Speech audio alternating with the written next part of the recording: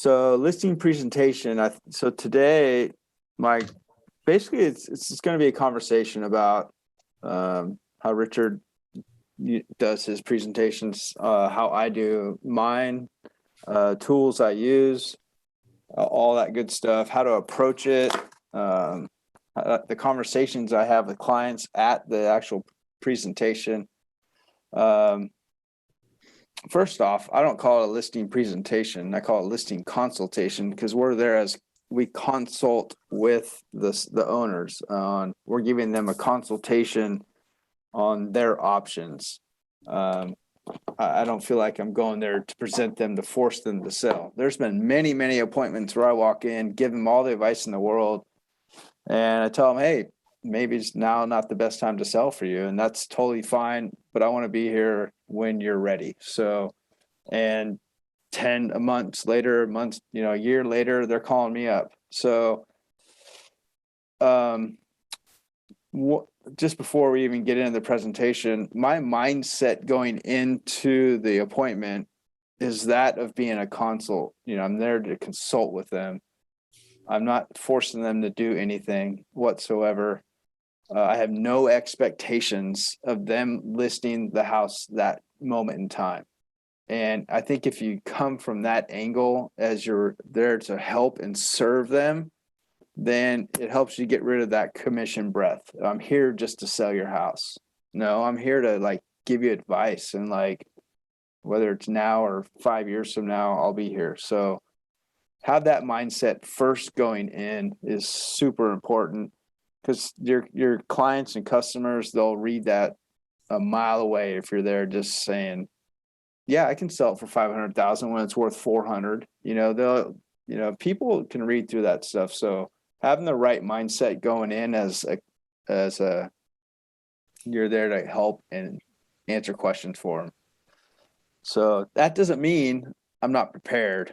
That doesn't mean I'm not bringing a listing agreement to sign that day if they're ready. So that's a whole nother topic, but preparation. So that's just my mindset going in. As we move forward today, feel free to jump in and ask questions. This is not we're here to just Q&A, whatever you guys need. So don't be shy. Richard, do you want to start off on your sheet? I'll get into more, kind of CLOUD CMA and that sort of stuff. And I'll jump in. I had some some comments on your sheet as well. Yeah, I want to bring this up before we even get into the sheet that I have, and it's more or less a outline of kind of how to put together a listing presentation. I mean, it's not set in stone by no means. You can change it around the way you want it, but at least it's something general to start with to get you going. But I want to really push this one hard. Your initial conversation with a client, especially a seller, whether it be on the phone or at the house, is very important. You're trying to establish two things. And number one, big, most important. Can anybody tell me what that might be? What are you trying to find out when you first talk to a client? Anyone? Yeah, I think David's got it. You don't count, sorry. Establish rapport. Well, that is a good one, but there's one I'm looking for even more than that, because that might determine how much you want to establish that rapport. Is it the reason for selling? Yes. Yeah. Motivation. Absolutely. Motivation is key. Let me give you one extreme to the other. My husband just got transferred, and we have to sell and be in Salt Lake City by the turn of the year.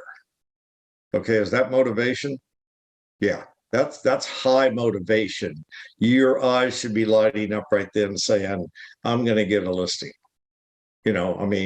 Obviously, remember what David said, but in your mind, you're also thinking that way because this is real. Here's the other example that's not so good. Well, we'll just test the market, and if we can get 600 on a home that's worth 520, yeah, we'll do it.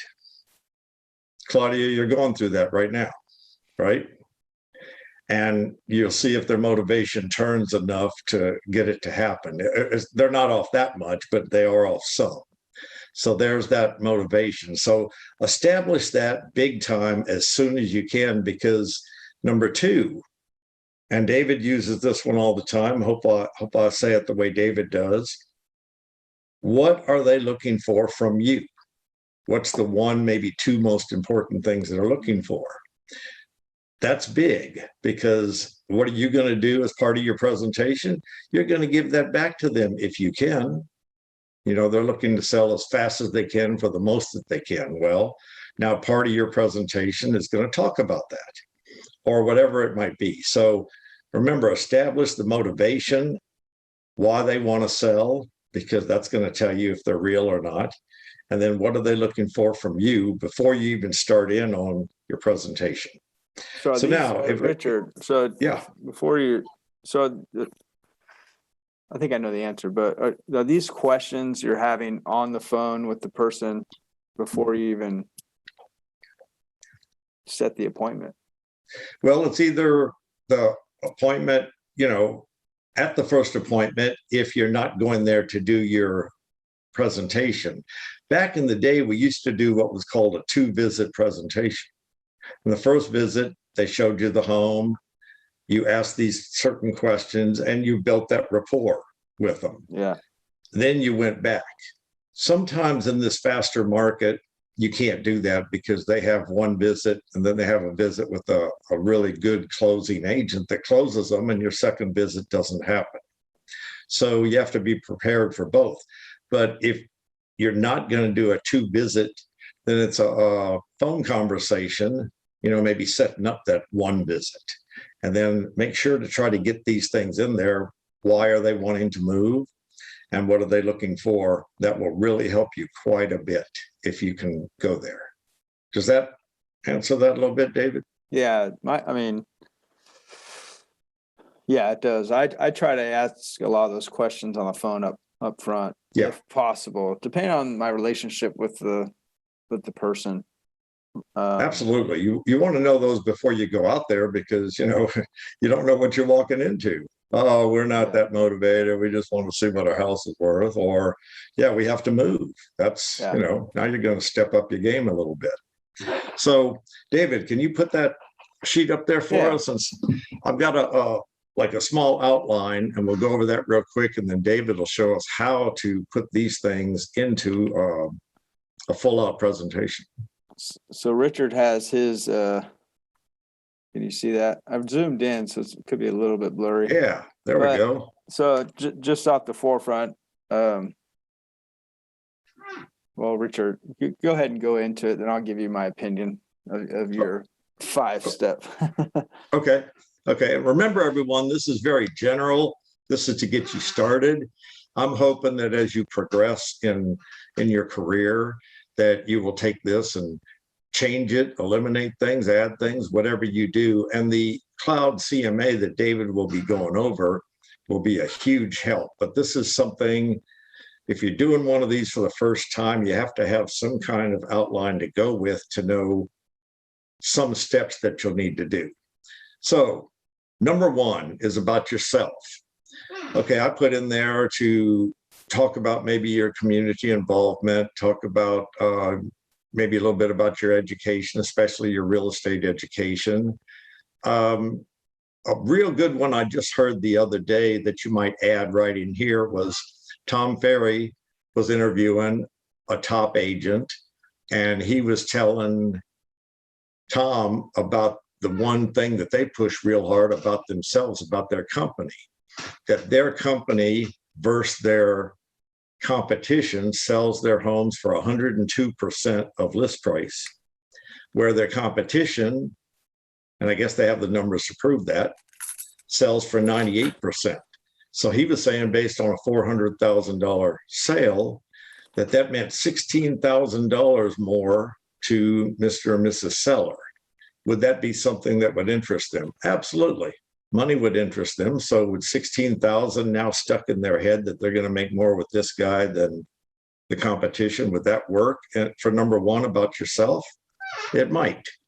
But there's lots of other things you could go over, you know, your strength. What is your strength? You're a great negotiator. You're honest, upfront, things like that. You know, and I know David does a little less about himself and his presentations because it just comes out as he's talking. So remember that. Have a little something about yourself. You have to separate yourself from maybe 3 other agents that are coming out to that same presentation after or before you. What separates you? Why would I pick you out of 10 agents to list my home? Yeah, Why? That's a question you have to brainstorm and put into, be able to put into Yeah. words, you know. And David and I'd be happy to brainstorm with you, because let's say you're brand new in the business. You might say, well, I don't have any real estate strengths. Well, you just might have some personal strengths. You're super dedicated. You're always on time. You're a team player, you know, on and on and on. Those things are things that people want to hear about. And it might be the switch that, you know, turns their light on and wants you. So let's go on to number 2. A little bit about the company. Just before you get into that. Okay. So number 1, it's almost like a little resume and some accolades. So Yeah. When we get into the Cloud CMA portion, there's a page in there that's already really built for you. So you can basically go in and edit that page, and I'll show you when we get into that. So we'll try to make it as easy as possible for you. Okay, go ahead. Yeah, good definition there. It's like your mini resume. And remember, based on your initial conversation, that might be where you're putting something in there that relates to what they said they are looking for from you. So that, you know, they're kind of telling you what they want. Try to give it to them if you can. Number 2, your company. Well, number 1 about the company is a unique thing that we have here. We have 2 brokers versus most companies have 1. Why do we have 2 brokers? So that we're on call for you. You know, you call at 6 o'clock at night trying to put a deal together, we're going to be there for you. Most other companies, and most of you know this out there, that you make that call, you're not getting called till the next day. Well, that might kill your deal. How does that help the client? It helps them a lot. You're trying to put a deal together for them, and you're getting the help from your brokers. You might mention our experience. You might not say quite how long I've been in the business, because it's maybe too much, but we do have a lot of years in the business. I'd say it's 45 years, maybe even more. 750 sales under our belt. When they hire you, they're hiring us too. For you newer agents, that might be something that you use. What else about the company? If you go there, I make better commissions at this company because my brokers trust that I know what I'm doing, and they pay us more because we're not a risk like some agents at other offices. Might be something to help them feel secure about you. Just throwing ideas out there. You know what works for you. Number 3. Well, also on number 2 is, just to jump in, last year we had the logo we were voted best brokerage, I should say, in 2020. So that is a nice thing to add to your little presentation. And if it comes up in conversation, you have the logo there to say that. So it's definitely helped on some consultations with me. For some reason, they eliminated the best brokerage voting for 2021, just as a side note, but I don't know. Why'd they do that, David? Because they were tired of us winning? They tend to change up categories, and so now it's just best realtor again. So I don't know, but anyway, sorry. Number 3. Well, I agree with you. If you need that little plaque, the presentation, call it the plaque, call it the award logo, let me or David know. We can send that to you to put into your presentation, and that might be a pretty good picture to have. So number 3, what are you and your broker going to do for the client to help them sell the house? Well, of course, you're going to be putting it into MLS.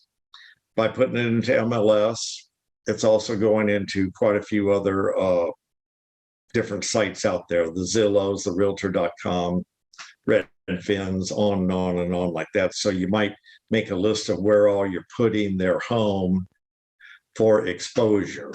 Remember, exposure helps cause sales, and that's your job, to expose their home to as many people as possible. So you might have other things that you're going to do. You know, David does a lot of staging on the houses, and he has a staging company that helps do that. We also have a fantastic photographer in-house right here that's going to take professional pictures and videos. Put those things into your list right there that you're going to do for them to help get their house sold. So this is basically your marketing plan. What are you going to do to market their house? Yeah, like there's in the Cloud CMA, we'll go over it in a second. There is a marketing page, and you can customize it to read however you'd like. They have a generic template, but you can add things if you'd like. Definitely mentioning in-house photographer, videographer is important. And how I bring that up at the listing presentation is basically, I say something to the effect of, I'm really cautious and I really want to do my best on how your home looks online. It's so important to me that we've hired an internal photographer and videographer just for our listings, and using him and using them will ensure that your home looks the best. And they can go into more details on that. So. Yeah, definitely. I mean,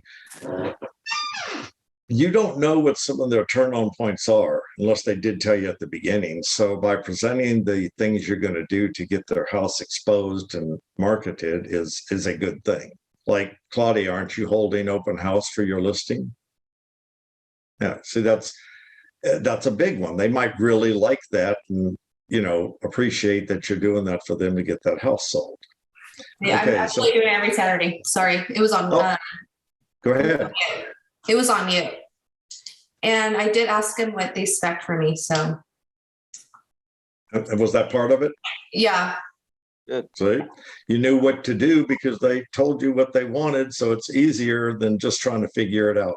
Yes. Okay. So what since we're on this topic, when it comes to photos, and how I bring it up and how I bring the marketing up is this line, and it's a question to them, and I already know the answer is, hey, do you guys, I asked the sellers, hey, when you look at houses online, have you ever seen those ones that just have horrible pictures? Yeah. Or there's 3 pictures, or they're just really dark. They go, oh, yeah. I say, well, that's like my biggest pet peeve is like an agent posting horrible photos. And then I can get into what I do for them. So one thing we do is we have an in-house videographer. We have an in-house photographer. My goal is to make your home look as best as possible. I don't want to be that other agent. So I'm kind of throwing the other people under the bus a little bit, but I don't care. I don't want to be that other agent that posts bad photos. My goal is to make it shine and look its best. Is that something you were interested in doing? And they say, oh yeah, of course. So I'm getting that yes kind of early on. So There you go. David, I don't know if you saw Cynthia just ask. So what do you say about when they ask who's going to pay for this? Who's going to pay for the videography? Who's going to pay for the pictures? Maybe even if you get into, a little bit of staging and things like that. Obviously, there's a cost there. How do you present that? Do you just pay for it? Do you have a way that you have them pay for it? Where do you go with that? I'm paying for all the out-of-pocket marketing, photos, videography. If it becomes a more detailed, intensive staging job, then a lot of times I'll even pay for the staging consultation. You know, if they're really committed and they sign a listing agreement, I'm going to pay for the stager to come over and give them a consultation. If they want to hire her for a more detailed staging, then that's probably not something I pay for, not in our marketplace. Okay. But all the other marketing, I'm paying for it. It's the cost of doing business. It's cost. It's what it separates yourself from other people who are not doing it. You know, and over time, you get the longevity of it. You get a reputation for presenting your houses in a certain way. Now, so say you have all these great photos, you have a great video. Now that's proof of your success, right? So now on the next listing appointment, you can actually show the seller what you do. You're not, and so a lot of times I'll bring my iPad, or, you know, phone's kind of hard to see, but I'll bring an iPad or my laptop and say, instead of telling them what I do, I'm showing them what I do. I bring up the quality photos I do. Hey, don't these look good? Well, this is the house we just sold. Then I hit that YouTube button. I play the video. Well, this is an example of a listing video we do. So instead of telling them, I'm showing them visually what I do that makes me different. Now, if you guys don't have that right now, you know, you can use mine. Say, these are some things that myself and my broker can do for you. Easy peasy, right? So, There you go. but over time, you're building up your reputation of, this is how I present my homes. This is what I do. So that's the cost of doing business, in my opinion. Yeah. Well, Keith- and Keith's done let's that go too. back a step where it was about the company. Remember, I said you came to this company and you make more money. Maybe that continues right there. I make more money at this company because my broker trusts me and knows that will be able to do a great job. The next part to that might be that allows me to have the money to market your home, say, better than agents that won't do these extra things for you. So that kind of added on to that one right there. So, okay. There's what you'll do along with your broker, what, you know, the company and you do for the home. And again, you're going to have more of these things, but there's some good ones there. So number 4 is the pricing of the home. I want you to explain to them how you priced it. And here's a big one that I'm seeing going on in this office and other offices, that people are doing CMAs out there. They're doing comps, then they're pricing the home according to comps. First of all, is the home that you're pricing, the home that you're trying to list, is it updated? Is it not updated? What strengths does it have and what weaknesses does it have? You can't take a home that was built in the 80s and never updated and compare it to the home around the corner that might even be the same floor plan that was totally updated. You know, flooring, countertops, paint, the appliances even, you know, you might still be with the white appliances, and now they have the stainless in there or whatever's in style at the time. So is your house that's totally updated down the street more than this house? Is it worth more? Absolutely it is. A big difference. So you're going to do the comps and compare apples to apples, not apples to oranges. And that's what makes you a true professional. You know how to do this. You know how to price them by looking at the comps the way they're supposed to be looked at. And this is what we're going to do today with you. And you're going to go over them. They're going to say, wow, I want to hear that because, you know, he or she knows what she's doing. So explain how you price a home. It's, you know, it's not just pull up 5 comps and say, here's the average sale price and here's what your home is worth now. You're going to be wrong almost every time you do that. Make sure to look at it a little more detailed. So that's number 4. Anything else on that, David? Yeah. Or- Yeah, I do. I have a lot actually on that. Pricing, this can be a longer conversation, but pricing to me should be a kind of an interactive conversation with the seller.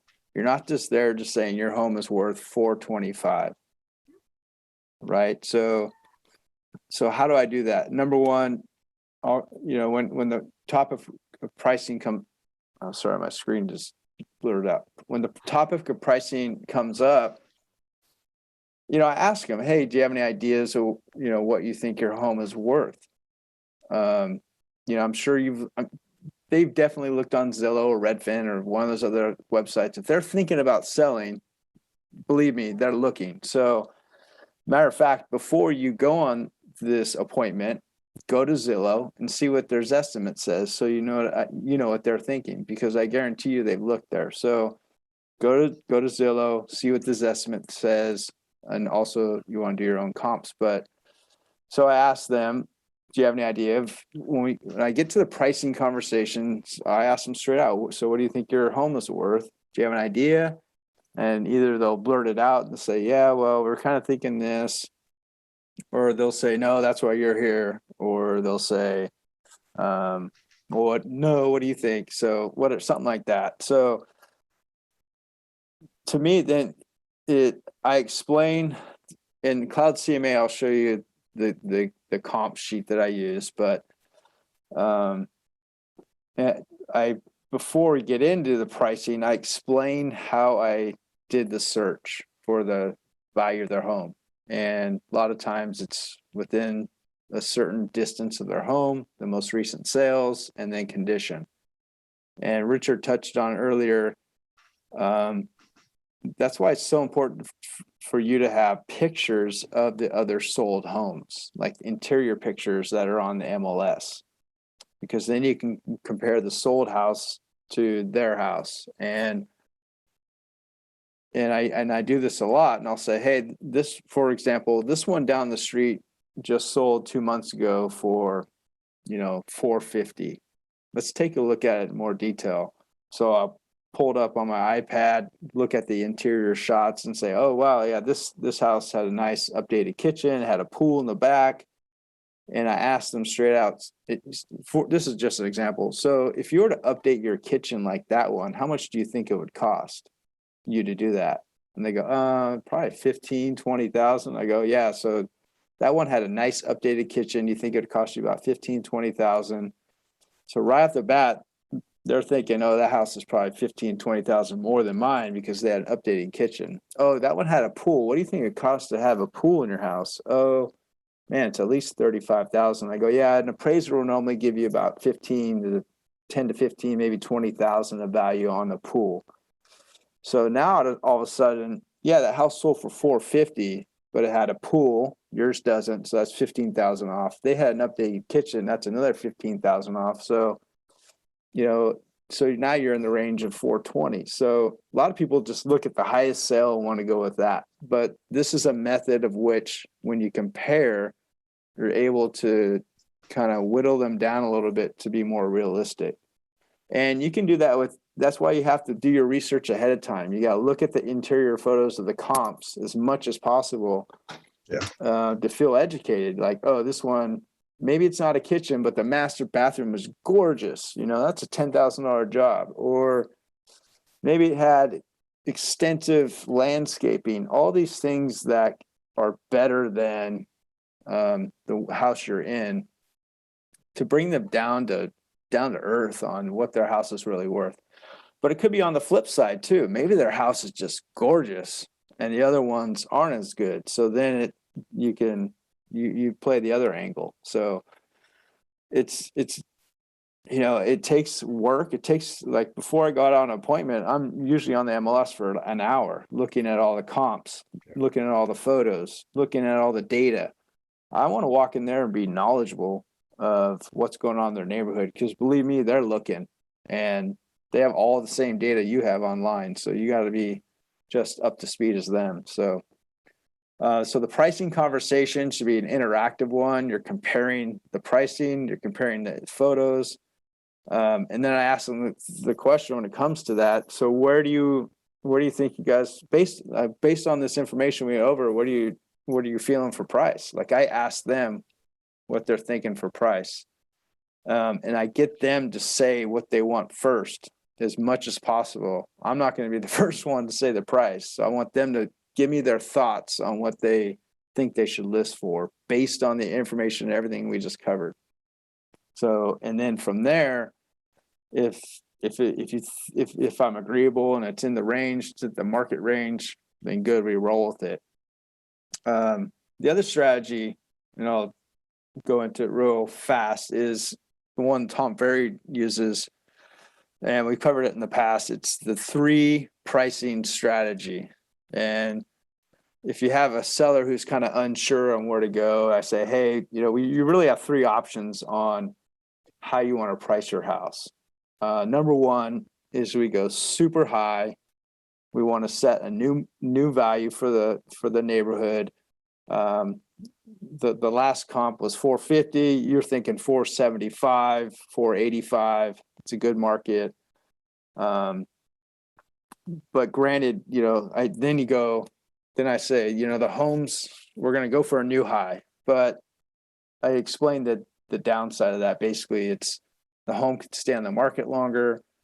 We just need that. It's a needle in the haystack. We're getting one buyer, basically, who's going to agree upon that price.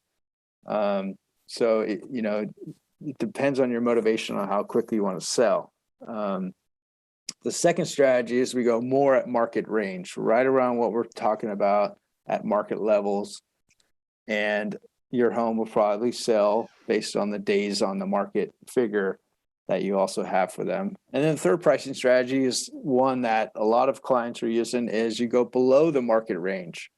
This is going to create a frenzy of buyers who want to come see the house. The goal here is to get multiple offers, and that'll ultimately drive the price up above the market rate. So, Mr. Seller, which of those 3 sound like the best, to you? What would you like to do? And majority of them will go with like market range. So that's an option to consider, but you always want them, by explaining these things to them, to pick what they want to do. Because Richard said this many times, if you just say, oh, the house is worth 480 and it's not selling, the blame goes back on you, right, Richard? Absolutely. And I'll touch on it real quick in pricing, but really that's more toward closing. But if they want the higher price and they haven't done the upgrades and things like we just talked about, if I know their motivation, which I do from the beginning, and they got to be out of here by the end of the year, I want that listing. I'm going to sell that listing eventually. I just might have to change their motivation slightly, or just wait them out and let them change it themselves. So as they get closer to needing to be in Salt Lake City, I know they're coming my way. But I did tell them from the beginning, you have to establish that this is what the numbers are saying for today, not really numbers that you want, but we can sure try it to see if we can set that new high price. I think we're getting ready to go into a market that new high price might not work. I think it's still working today. Yeah. Will it work in 3 or 4 months? I don't know. We'll have to see, but it looks like we're heading for where that might not. So that, according, especially when the market, if it does start to take a little bit of a dip, then that gap gets bigger and bigger between they're overpriced by 20,000. Now they're overpriced by 30. Then you're chasing the market and you can't catch it. So be worried about that. But yeah, that's so very true. And I like what you said earlier, David, too, about if their kitchen isn't updated and the one that sold around the corner for $450 is, you ask them, how much do you think that would cost? Yeah. See, that was a number that now they're deducting off of their price. Yep. That their house isn't worth as much as that one. Yeah, and it could be anything. It could be not just the kitchen. It could be the pool, like you said, any of those things. Yeah. So let that go into their brain. Let them, like David said, also talk with you. This is interacting. This isn't just you talking for 20 minutes and then they say yeah or no. No, have them going along with you all the way. It's a conversation. So there you are with pricing. See how pricing can go way deeper than running 5 comps and saying your home is worth this much. Mm-hmm. That probably, in lots of cases, will put you in a bad situation where now you're not the professional and you're not the one that they trust anymore because you just didn't give them the right information. Okay, with that said, we got a lot to go into on the cloud. Last but not least, right here after number 4, I used to always do this one. I'd turn to them and say, we've gone over a lot of good stuff here about what we're going to do for you, what our office does, what I do, how we price the home.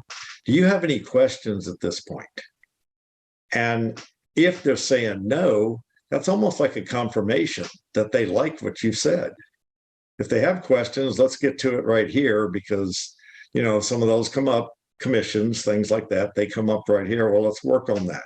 That's where you're gonna, before you go for the close, you better get those things out of the way. And last but not least is just entering into an agreement. Notice we're not saying there, well, let's write up the contract. You know, that's kind of intimidating. Oh, a contract, I'm locked in. Or this is more like entering into an agreement that now we're going to be a team and we're going to get your house sold for the most money in the fastest amount of time to get you to Salt Lake City by January 1st. What do you say? And just see what they say right there. If there's any more objections, you're going to find out, but hopefully you just got rid of them a little while ago. There's kind of an outline on how to put this together. David's going to get way more exact with the CLOUD CMA in just a little while. But so far, do you have any questions about what we've just talked about? Anybody?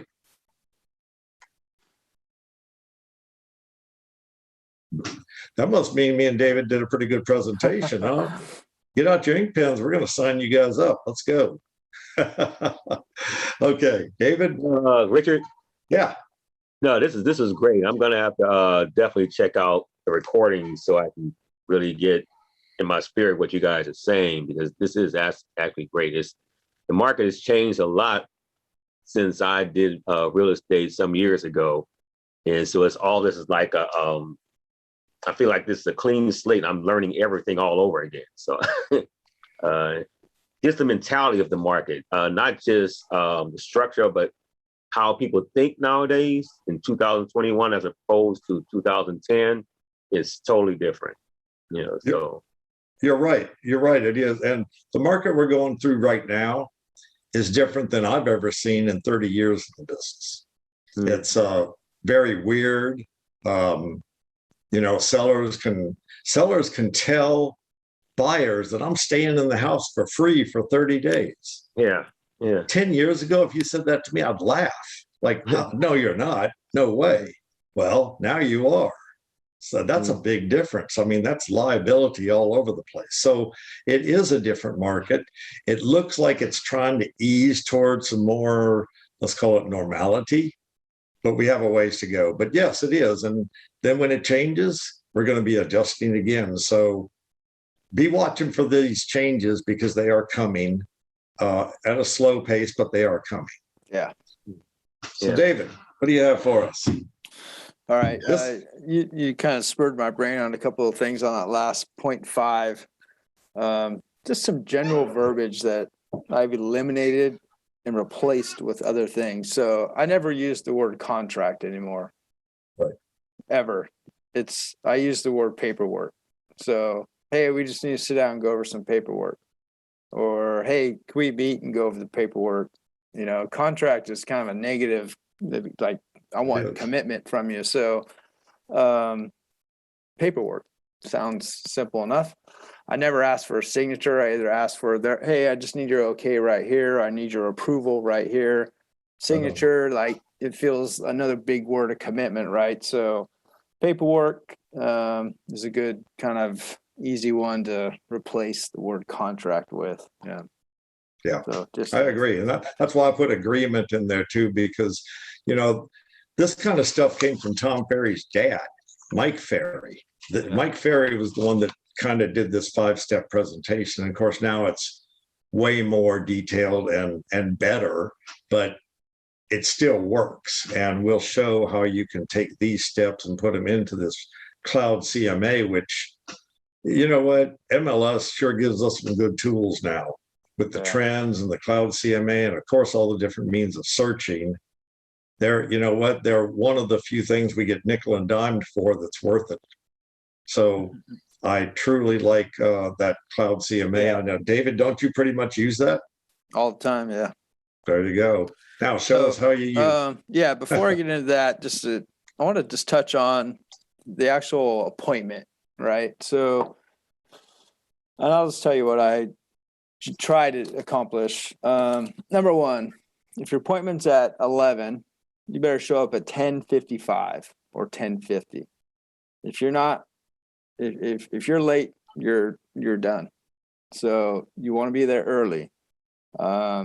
You go up, knock on the door, obviously, take a step back, have a smile on your face.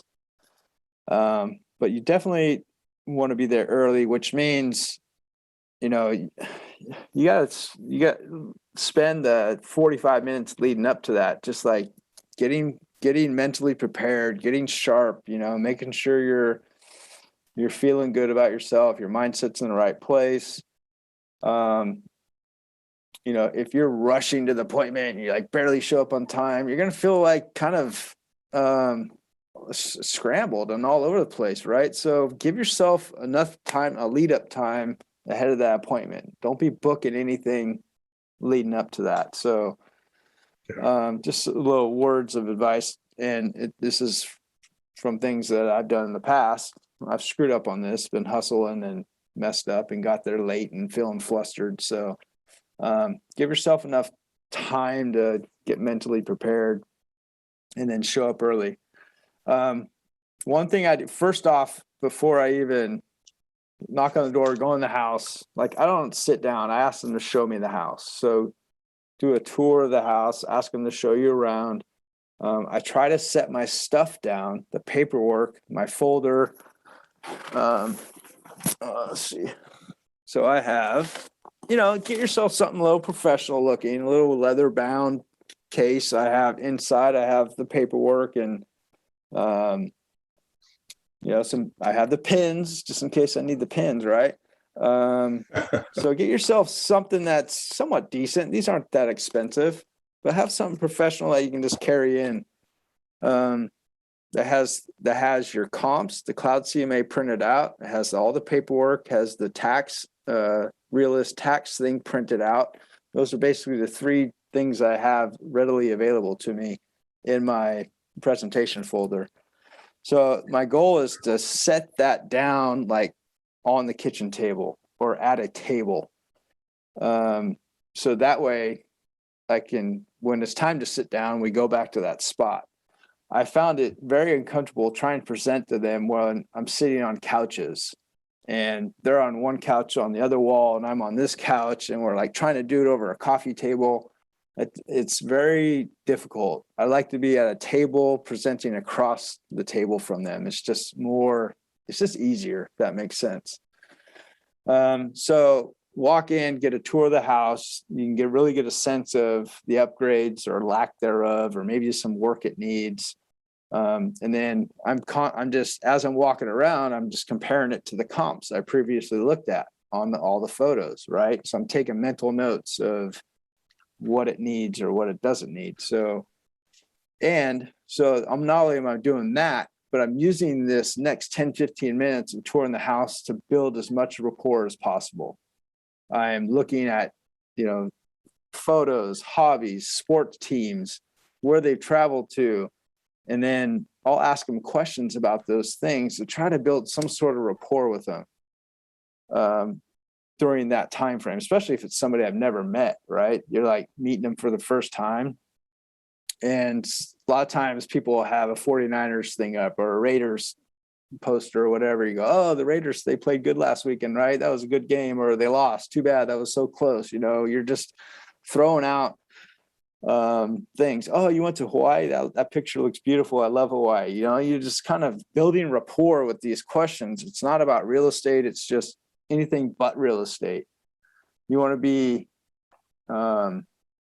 relatable to them. The more you can relate to them, the more they're going to trust you. Right. So that's why I do the tour first of the house. get a sense of the condition, get it, and then build rapport as much as possible. And then when you're all done with that, I go back to where I put my folder. Hopefully it's on the table. Believe me, I've been in some fixer-uppers where you don't want to sit anywhere, right? So that kind of sucks. You're standing there trying to look at comps. So now you're at the table. That's when I bust out the CLOUD CMA. So that's all leading up to what I'm about to show you. Any questions on any of that? Sound good? You gonna do that? Okay. Sounds good. I see all these heads nodding. Sounds good. Yeah. Yeah, see, Kathleen, there's where the rapport started really coming in. On the initial call, not as much, obviously, but then walking around, now you know, okay, they have a little dog named Spooky or whatever, you know, and you have a little dog, and then there you go. Or obviously they're real proud of their roses, or, you know, things like that. So yeah, it's trips and it's ball teams, but it can even go down to smaller things, and you relate to them, and guess what that is? That's building a rapport. Oh yeah. On that note, Richard brought up a good point. There's two things people love more than anything else. That's their kids and their pets. Same thing. If you can go in kidding. there, I interact with their dogs like crazy, or cats. Oh, Yeah. that's such an awesome kid. Or I'll just like say something to the kid to make him smile. You got to relate to their animals. You may not be a cat person or a dog person, but you got to acknowledge that animal and say, "Oh, your dog's so cute," you know. But say say it in a genuine way, not like you're brown nosing. You know, say it in, you know, like you really mean it. You know. So just saying, kids, pets. That's how I develop relationships. Yep. And you should remember, if you can, get the kids' birthdays, and like then you send your. The other day, just a side note, I sent a video text to my clients because it was her kid's birthday that I built a rapport with the kid. So I sent them like a 15-second text. Hey, happy birthday. I see you had a great party with your friends. Dude, the clients love that stuff. Okay. David, I totally agree with that. And you know what? You're good at that, David, but you women out there are the ones that taught me about that. Because I mean, woman that I used to work with, she was top producer. She brought pumpkins to people's houses on Halloween. She sent those videos and cards just like David's talking about. There was no way I could go to an appointment against her and take a listing from her. I couldn't do it. She had such good rapport with these people that she was going to get that listing. And thank you, ladies, for teaching me yet another lesson in life. And that's a big one. So us men need to step up the pace a little bit on that and get better at it. Hey, Richard. Yeah. Yeah, that definitely works. When I was a loan officer, I was part of Brian Buffini, and we used to do the 2 a day, wins a day, or basically I think that's what it was called. But we always sent out no cards, I did pop buys, all that stuff, and I used to send out monthly mailers, but it didn't always have to do with real estate. It had to do with home improvement, things like that. And I stopped. So people start calling me saying, well, I'm not getting my monthly mailers anymore. You know, so made me realize that you really have to do it. So I really need to get back into that, you know. And David, what happens if your child or pet doesn't like you? You like it anyway. Yeah. Well, I'm sure they'll like you. I don't know. You just roll with it, man. All right, let's get into we're running short on time, but we'll stay as long as needed here. Let me share my screen. Yeah, we're going to put all this together now into a CLOUD CMA, and you can just go in and get yourself. Remember, get set up on that. David's going to show you how to get set up. If you're not set up on a CLOUD CMA, please do so. I mean, it's just, wow. Wish I'd have had these things back in the day. Yeah. Give me 1 second. All right, do you guys see the Metro list here? Yep, here we go, Metro list.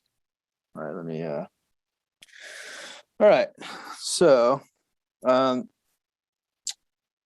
two ways to access Cloud CMA. I'm just going to go from, I've found my comps and we're going to put it in the report. But there is a button down here if you want to go directly to it. Say you've already created a report, there's a button there. But we all know how to log on to MetroList, which gets you, oops, let me just.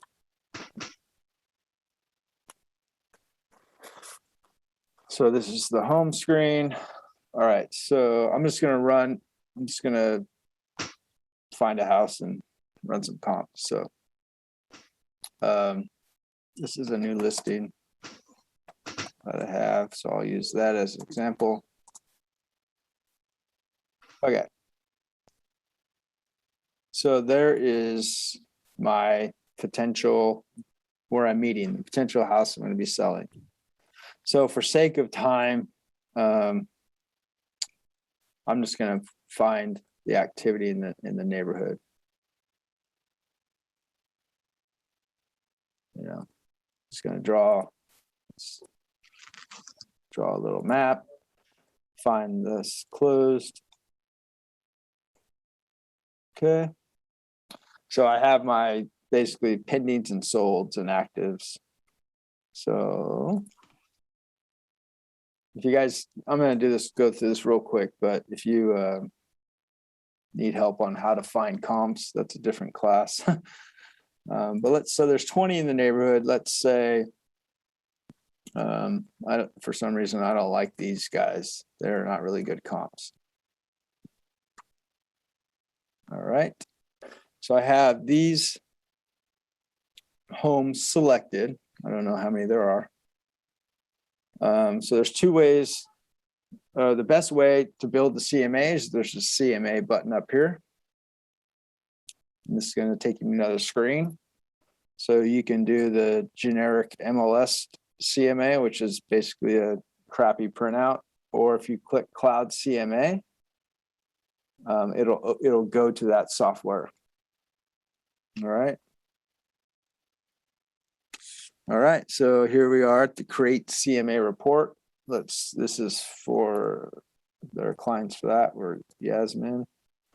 And the property was 7023 Jeremiah Court. Shoot. Jeremiah. I had it. Jeremiah Court. All right. Real quick one here. Yeah. I see David's struggling just a little bit there. Remember, please get their name spelled right, and please get the name of their address right, because that's a little insulting if you don't. Yeah, the name you put here will be on the title report of the first page. I'll just put Yasmin for now. All right, so this is the address. It automatically populated the bed, bath, square footage.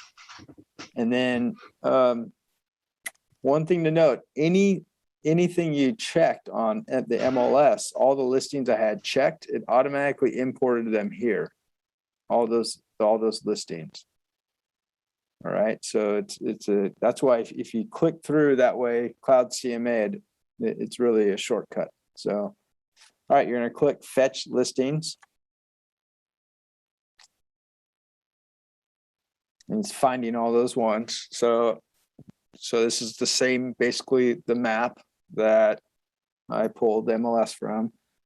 These are the homes, these are the comps, and here's all the properties. So let's say, so what I like to do is I use the sort by close date, sort by or sold date. I want the most recent solds at the top. That's just my personal preference. If you want to sort by anything else, you can do it. But I sort by the recent sales. So you have 2 active, couple pending, and then these are sorted in order of when they closed escrow. So let's say I decided, I don't want to show this property. Mine's a 3-bedroom. This one's only 2. You can take it off the report right here. This one's only 2. I'm going to take that one off. You know, this one's also a 2. I'm going to take that one off. So you can eliminate homes as well. Sometimes it's bad to show everything. Like sometimes it's information overload to show too much. You know, you want to really be specific and concise. All right, so we have all the listings we want to show.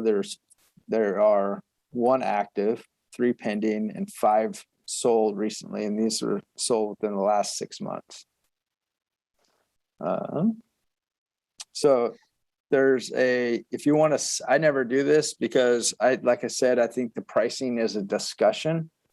I don't ever want to put in a price here. There's a page you can print out that says suggested list price, and it'll put it here. But like I said, I don't enter it because I want it to be an interactive conversation. All right, next this is where we're going to customize the report. We're going to hit customize report. All right. So Cloud CMA has a lot of pages here that you can add. You have your introduction, the listings, analysis, closing, guided, testimonial, custom pages. So the very first page is the title page. So as you hover above these, it has this little eyeball here. If you see that, this will allow you to preview the page. So if you click the eyeball, it'll pop it up to show you what it looks like. So I verified the address, verify I had the right name, and all that good stuff. So like each of these has the ability to see what the page looks like. Make sense? All right, so what do we want to show with that? What do we want to cover with the client? And I alter this I don't have a standard one. It's based on my relationship with my client. If I know them really good, I don't need a resume. If I know them, if they're a past client, I pretty much know that I'm going to do business with them. I don't need all my company information. Basically, they want to know where we're going to price it at. If it's somebody you're just meeting, then you might want to add some more information. So like Richard talked about, here's the introduction. If you hit this green arrow, it'll drop it down. Here you go. You have a cover letter, you have an agent resume, our company, what's a CMA. So if you hit the plus, it'll put it over here, in this order. So if you were to print it out right now, it says it'd be coming title page, agent resume, map of listings. This is the order of which it's going to print. So let's highlight agent resume. So it's basically some generic verbiage on what you can do for them. I would personally, wouldn't use it. I would edit and write my own. People want to hear from you. So how do you do that? You can click, there's an edit button here. So it opens up basically a Word doc, and you have the opportunity to edit it. One thing you should do, if you have any accolades, any logos, put it in here. Like I don't use this page very often, but I had at one point, I put in this logo. If you want to put in, let's just delete that because that's old. Let's put in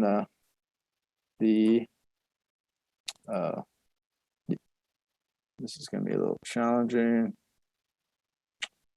Where is it? Logos. That's the San Joaquin logo. Let's see if that works. There we go. Obviously, that's way too big. So I want to shrink that down. There we go. So now I have the Best of San Joaquin logo in my little resume so far. So you type a little something about that. Best broker. Can't spell broker. Not best. Let's say voted best broker. Which 2021. You guys get the idea. So here you want to edit this, add your accolades, add your little resume, a little bit of history about yourself. That way, if it comes up in conversation, you have something to talk about. We're going to save that. Might take a little while because I think it has to upload that photo.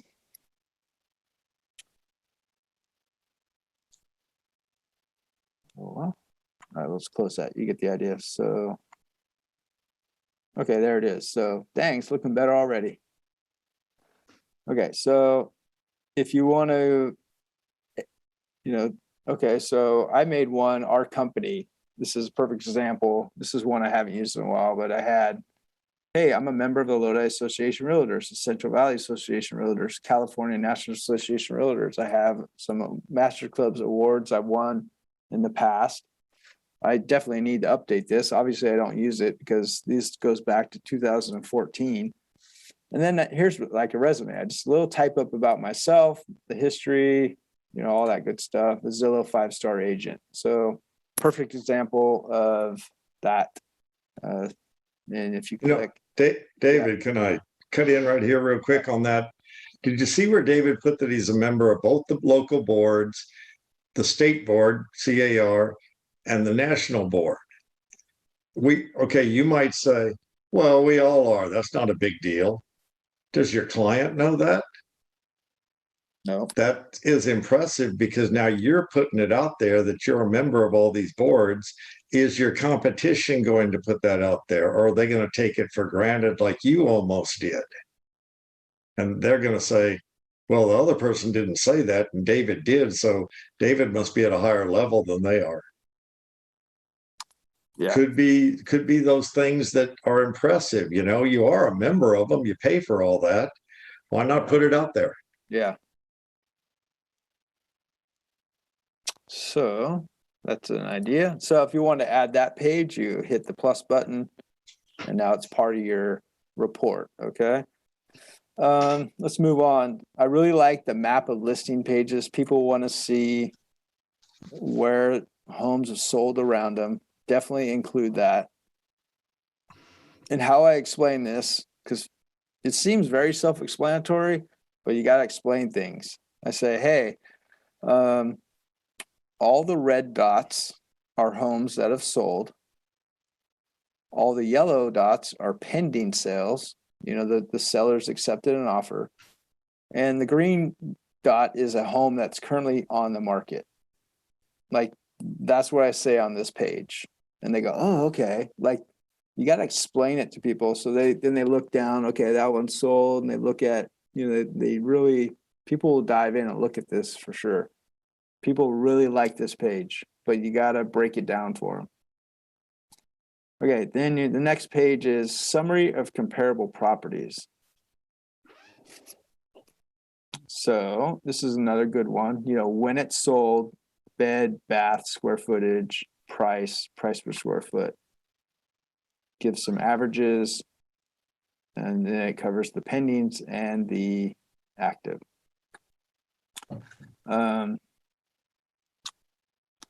There's another page that I really like. So it's not currently here, so I'm going to go find it. It's under the listings page. No, I'm sorry. It's under the analysis. I really like this comparable property statistics. And sometimes let's look at the sold property analysis too. So we'll look at both those. So the comparable property statistics, let's click on that. No, not that one. Sorry. The sold property analysis. This is where you really get into the data, and sometimes you have to know your client. If they're an accountant, they're going to be really data driven. They're going to want to see numbers. So maybe you provide this, and I'd even show up with a market report for their zip code. This listing I actually went on, the client worked at a bank. She's like a numbers person. So I put as much data in there as possible, and I brought the market report for their zip code to the listing as well. And I went over that. So what does she do? Wow, Dave showed me all this data. He's really prepared, right? So you got to know the client. That's about asking the right questions on the phone ahead of time, so you know what to bring. But this is a great chart because people go, okay, I say, oh, this is what the homes were listed for. This is what they sold for. And then I say, I explain what DOM means, because consumers don't know, for the most part, what days on market is. And I explain what that means. This is how long it took to get an accepted offer. Then you still have your escrow period. So you got to break this down. People, you got to understand, people don't know real estate acronyms like we do. So you got to explain things. So the average is 20 days on market. Most homes are selling for over asking. So this is a really good slide. And most of the time I'll bring this up to the top. I'll bring it up. I want it higher. So I'll pull it up there. All right. So let's get into the next pages are all the listings that we provided in the report. So it's a printout of, each home, right? It just snags the MLS details. And here's an example of a bad photo. You have a front car in the middle of it, right? So do not do that, please. That's a bad photo. Well, too far away too. Yeah, it's not, are you selling the house or the car? Which one? All right, so the next one, then you have, let's say, I'm gonna remove the photos one. I'm gonna show you where it's at. Okay, so over here on the left screen, again, if you go back to listings, this means all the listings that were in, that you imported. So we already have the details of each page, each home. So you have, that's what it looks like. And then if you want to add the first dozen photos of each listing, you want to click this, it says photos. Okay, that will put it in our listing section, but you got to bring it. I like to bring that one up. So let's look. Come on, buddy. It's not working for some reason, but let's take a look at that. So it basically puts them on a grid and shows the photos. So this gives you an opportunity to compare with them, their kitchen versus this kitchen. Another bad photo. The agent set her stuff down on the counter and took a photo of it. That was smart. I want to see who did that now. The toilet seat's up. That's another pet peeve of mine. Always put the toilet seat down. Okay. All right, so we have the title page, your resume, your company, map of listings, the statistics, and then the details of the property. All right, let's see what else we can add. Closing. Okay, here's the closing chapter. All right, here's one thing I usually always add. This one has the marketing action plan. What are you going to do to sell their house? So we're going to add that. And if you want to edit it, you click this edit button, which I suggest you do. And we'll take a look at it. All right, so what's the marketing action plan? I basically added a little paragraph. It basically breaks down a timeline of what you're going to do in the first week, second week, and what's going to happen ongoing. So it talks about, I added this, I consult with our stager, take steps to maximize the presentation of the home. Complete work if needed, clean and then stage, put a sign up, schedule time to shoot professional photos and video.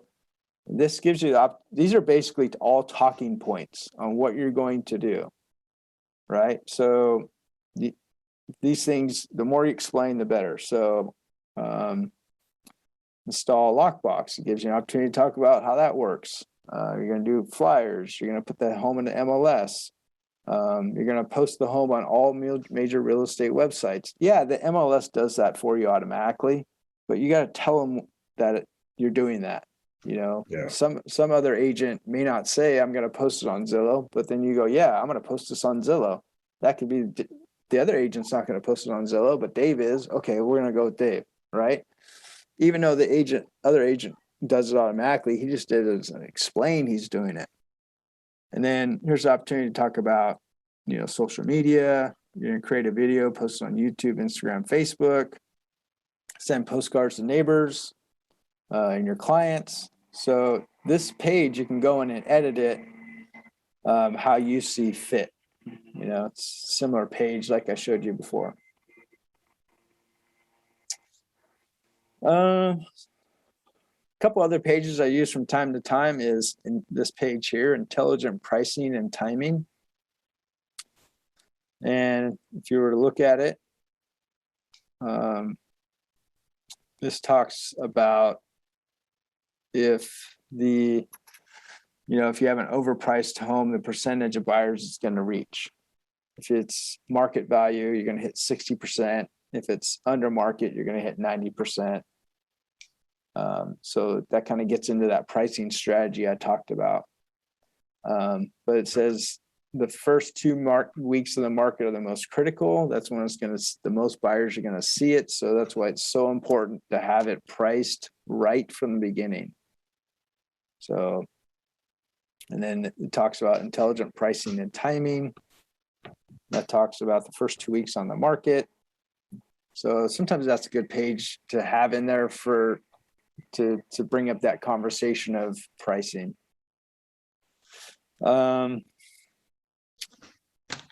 There's other pages you can add, just go through them and see what they're about. Talks about staging, showing, open house checklist, you know, what you should do. Obviously eliminate clutter. This gives some good tips on preparing the home. I like that one. And then guidance. Let's see what else there is. A lot of these I don't often use because it gets to be, some of these are just too canned for me, you know, like I want to be able to customize.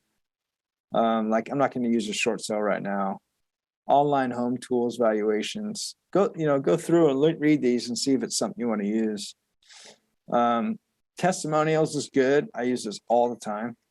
So unfortunately they only pull from these, but I have reviews on Zillow, so it will add this page. You know, it just shows 5 stars, shows recent testimonials, right? So that's pretty cool. And then you can do custom pages. You have to type it up in Word, you know, whatever you want to do, and then convert it to a PDF, and then you can upload it into here as a custom page. So like I did one specifically for, that one's blank. Where's that? I might have deleted it. So I did one. This is similar to what Richard showed earlier. This is a more updated one. Has the members. I was awarded Lifetime Achievement Award by Loyola Association of Realtors, voted best realtor, you know, in these years, and then a little summary, right? So this is a custom page I made and uploaded it. Let's say I wanted to put that in the report, it would put it here. So once you have all your pages, you hit publish report. Oh, before we go do that, you can change the theme. There's themes up here, the layout, the template. I picked a modern dark theme because it matches kind of the colors of the brokerage. There's all these different colors you can use. So, but I just went with a modern dark looking theme. I like the burgundy red, that sort of thing. So just an FYI, if you want to change your colors, you can. I guess you can. I haven't messed with this much, but it looks like you can change the fonts and all that. But so I hit publish report. And it's, so over here it says it's publishing.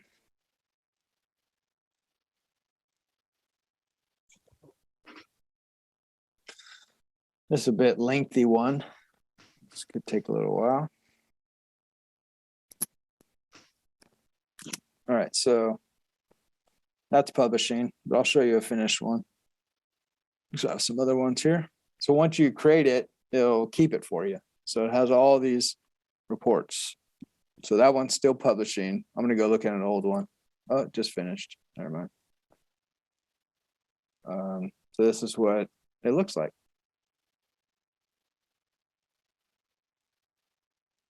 So all the pages that so there's the photo page. So I'll ask you a question. What do you think looks better, printing it out black and white or printing it out in color? Color. Yeah. So I would print it out in color. I take it with me.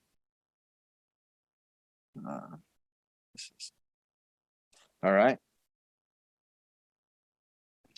Let's see. So you can, if you click view PDF, here it is. This is the one we just made. Has my resume. I would probably eliminate this page. It's just too long. Has the company resume, the maps, the statistics, you know, all these things we went over. So it's a nice, clean looking report, professional. You know, you can easily review the comps with them, compare versus theirs. So that's one way to do it. Print it out, take it with you. The other way is pretty cool. This is relatively new. You can do some, you know, I've done this if people have come to the office and I'll have my laptop here and I'll pull it up on a screen. So you can review it live in person. So it's good to have a computer for this. So you just click through it. Agent resume, our company, CMA. I don't like all these pages, but this is a good way to look at comps because you go to this comps tab right here. Hey, David, a quick question was Yeah. asked. Yeah. Once it's in there stored, how long does it stay there?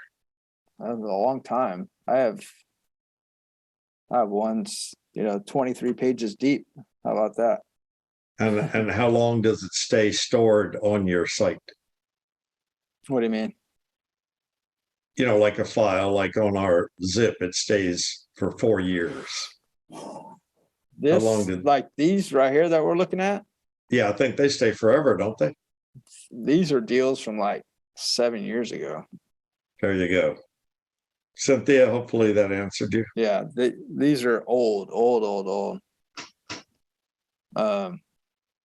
I've been using CLOUD CMA when you had to, before it used to cost $40 a month to use this. And then within the last few years, MetroList started providing it for free. So you definitely want to use it. Take advantage of that for sure. All right. So David, another question. When you're presenting this to your client at the dining room table, which we did, you discussed well that it should be at a table where you can, present to them well and not be across the room, things like that. Do you present it on the computer? Do you present it on the copy that you printed up? Which one do you do? I usually print it out. Okay. And then you give it to them, or what do you do? Yeah, I'll leave it with them for them to read. But when you're going over it, who's got it in hand? You? I'll turn it around so they can read it. It's facing them. That makes sense. Okay. Well, that was a point I wanted to make because, and again, Mike Ferry years ago kind of put that one on me, and I found out the hard way that it was true. I would bring a copy, give it to them while I was making the presentation, and they're on page 10 while you're presenting page 5. Oh yeah. And they're done looking at it when you still have 5 pages to go. So you never were on the right channel. Yeah. So the best thing to do is control what they're seeing too, whether it's on the computer and you leave them a copy, or whether you present the copy yourself and then hand it to them. But make sure they're on the same channel as you. Otherwise, they won't be. I can promise that. Yeah, I generally have, ideally they're sitting across from me, so it's facing them, but I'm the one like turning the pages. And, Yep, there you go. And controlling the speed of it. Yes, controlling it. That's right. Okay. And then just to top it off, because if you have a stack of 30 pages, and this is your report, you know, I used to do there's a couple ways you can do it. I did a 3-hole punch and got a nice cover, glossy cover for it. Then you can turn it. I think it'd be really tacky if you just stapled it. So I want to present something that looks good. So I did there's at Office Depot, you can get a 3-hole punch and have a glossy cover. But then recently I've gone to a more of a spiral bound system. So it's all in a spiral bound. So it's pretty cool that way. And it's over time a lot inexpensive as buying these folders. So I have in the office, I have the spiral bound machine and some of these, but if you go buy some of these are really cheap. They're just plastic, Office Depot. If you buy a box of them, you guys can come in and use the spiral bound machine to make it look a little bit more professional, right? My opinion, than a staple. For sure. For sure. All right. Questions on CMA, Cloud CMA, anything else? Comments? Helpful, not helpful? Well, David, obviously that's a lot of stuff. And, A lot of info. you know, especially new agents, you know, you might not have gotten all of this. Don't worry about that. Just work on putting yours together. And if you need help, then get with David and I, and we'll help you put one together. But you know what? Once you put one or two together, you're going to have it down, and then you're going to start adding stuff and making it better. And then that's just going to raise your whole level of professionalism, because if you go to a listing appointment and there's 3 other agents going against you, if you do this, you're going to be one of maybe 2 that do something professionally, and the rest are going to be flying by the seat of their pants, and you're going to just outclass them, and you're going to get that listing. So please work on these things. It just brings your whole level up quite a few notches. Yeah. And we'll be glad to help. That was a lot of stuff.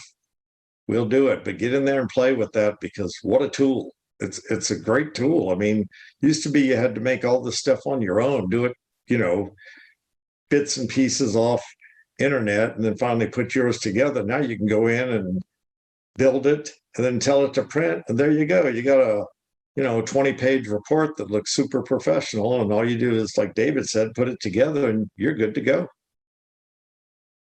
So hopefully that helped. All right. Let's see here. One last tip for you guys. Has nothing to do with listings, but it has to do with follow-up with your buyers.